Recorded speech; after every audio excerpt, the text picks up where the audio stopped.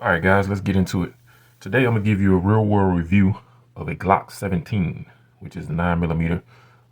It is actually the first Glock that Glock had ever produced. All right, not this particular one. This is a Gen 4 Glock 17, which is the 9mm again. But yeah, so let's jump into it. All right, so who is this gun for? Basically, if you got hands like Shaq, all right, then this gun is for you. Or if you want a good truck gun or a good home gun, home defense gun, all right, it is very large in comparison to a lot of the smaller guns that you would consider for, EDC, everyday carry, or, CCW, which is concealed carry, all right. But it's a very great gun. It is very accurate. It is one of the most accurate guns that I have shot. All right. So with this gun, they did some revisions from Gen 3 to Gen 4. They made it actually narrower here, but that's because it comes with two other back straps in the box. So you can actually either leave it like this, or you can customize the back strap fit for your liking. All right. So once again, I would not carry this gun just for the simple fact that it is very large and cumbersome, and it will weigh you down. So you would start feeling the weight, immediately, upon having this gun, especially if you're carrying inside the waistband. Now, some of you may appendix carry, and that's definitely a negative with the 7.3-inch slide length. So here's what I'm going to do. I'm introducing a new scaling system on all gun reviews worldwide. It's called the P.Y.B.I scale. That's the push your balls in scale. And the Glock 17 rates 5 stars on the push your balls in scale, with 5 stars being the highest and most uncomfortable. Now, one of the main points is that, like I said, the gun is very accurate, and that's because of your sight radius. So from here to here is how the sight radius is measured. And typically the longer sight radius that you have, usually the more accurate the firearm will be. So you hear people say, guns that are longer are typically more accurate because they have longer barrels. All right, the shorter the barrel, then, the more concentration you have to put into shooting a gun to get it, to be pretty accurate. All right, but for a large gun, this is actually my favorite and best gun as far as accuracy and being accurate. All right. Now, the next thing we'll get into is it's balanced both on the top and the bottom. So once you have your rounds in the magazine and you have it inserted in the gun, it's a very balanced gun. It feels really great in your hand, and it's one of the best shooting guns that I've ever shot. The width is not bad. So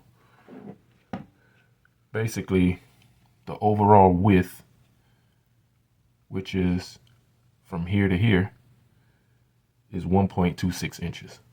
All right. So, like I say, that is another reason why you wouldn't want to, carry this gun. It's pretty wide, so it'll be kind of hard to conceal it unless you had on, winter clothes or very baggy clothes or something like that. And it's just not the best option for, concealing, right? Now, they make a lot of different options as far as magazines are concerned. Here, this is a 17 round magazine. You can increase this to 19 if you put the +2 extension on the bottom. You have a 24 round magazine that's available. Then you have 31 and 33. All right, so you got quite a few options for magazine capacity in your Glock 17, right? Now, the slide width, I don't really get too concerned about the slide width. It's 1 inch, right? I'm more concerned of, as I said earlier, the actual overall width of the gun, because when you get into basically guns that you're going to carry on you, then the width is important because that'll measure how far the gun is going to stick out. And then the wider the gun is, the wider the holster is going to be to accommodate it. So it'll print. And, when you're concealing, you want to, keep everything as minimal as possible, as smooth as possible, so it doesn't look obvious that you have, you know, a big gun sticking out, right? So law enforcement uses this gun. It's a, you know, very, very popular gun amongst law enforcement. But a lot of people buy this gun and shoot this gun. And especially if you're a first time gun owner, then I would say this is a great gun for you to have, just because learning the fundamentals and learning the basics of the gun, this is the best one for it. You can really get your shooting technique down and get good confidence as an introduction to firearms with this Glock 17.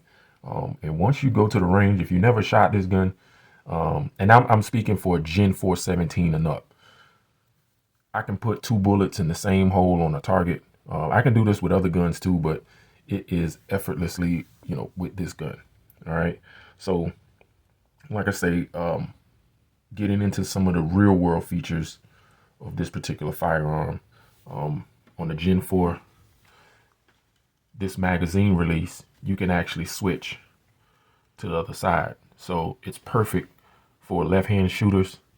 You can, you know, go ahead and switch that to this side, and then you'll be comfortable. Before Generation 4, you couldn't do that. All right, so that's a main point with this gun as well, as far as the Gen 4s and the Gen 5s. All right, now the gun is very long. It's tall. So the height is 5.47 inches, and that's with the magazine in. All right. Most of the firearms that are concealable firearms that are popular options, they're usually between, you know, 4.2 and 4.5 inches in height. All right. But there may be some folks out there that, you know, that want to conceal carry this gun. But it would be preferable if you were Sasquatch or the Michelin Man, then, you know, you can hide this gun pretty easily. But other than that, Shaq may be able to, you know, conceal it, you know, just because he's a bigger guy. But yeah, it'll be very tough, you know, and you definitely feel it on your belt and on your hip, and carrying it all day long, you'll get very tired of it. Okay. Another reason why I like this gun is that any grain ammo, so any weight ammo that you put through it is no problems. You know, 124 grain and up, any of that is fine, even plus P or plus P plus. All right. And the reason being is because they went up to a dual recoil spring on Gen 4. So the Gen 3s, they had just one single recoil spring, and it wasn't as good as this one. From the first shot that you shoot this gun, you'll notice and how well it feels. It's just one of those things, like, you know, that you experience where, you know, they hit it dead on when they manufactured this gun.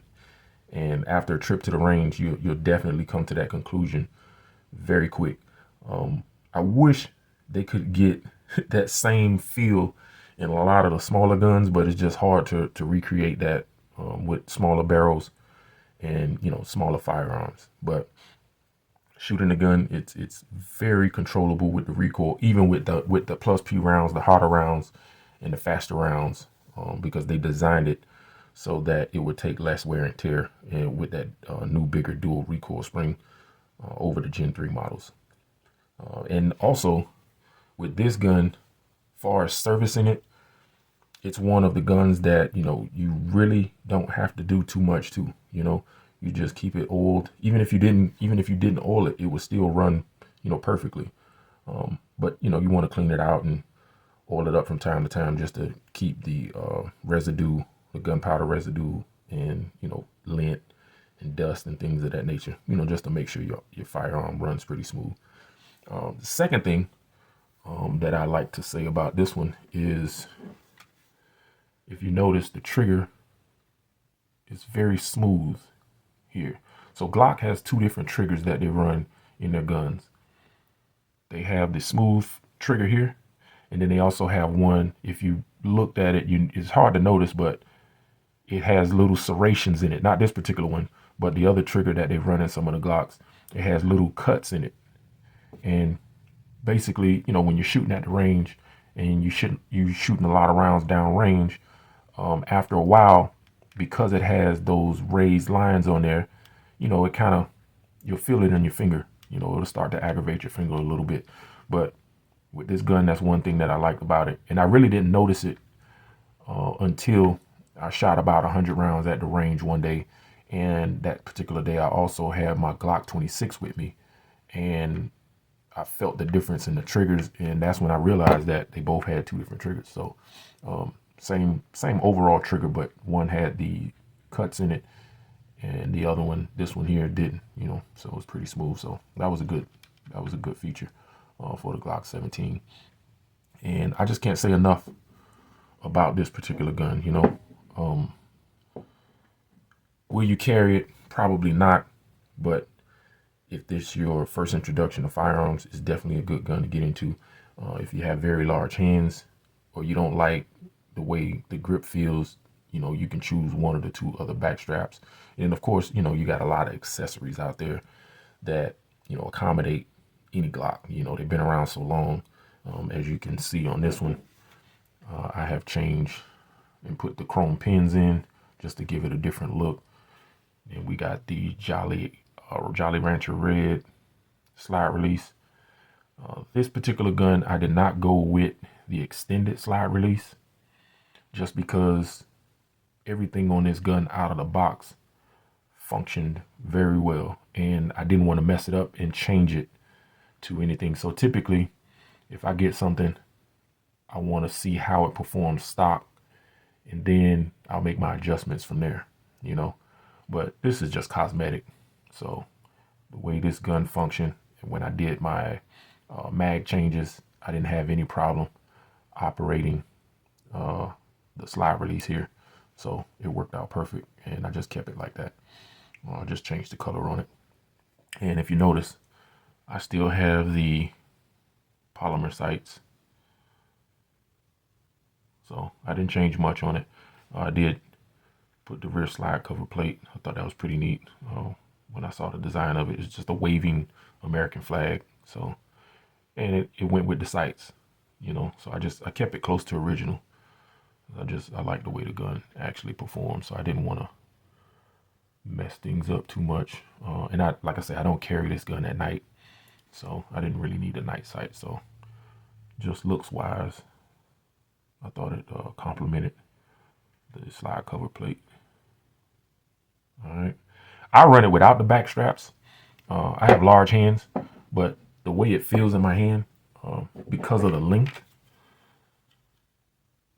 this part right here, it just lines the gun up perfect when it's in my hand. So I run it without any back straps, and I got long fingers and big hands, but like I said, the gun was pretty much perfect out of the box.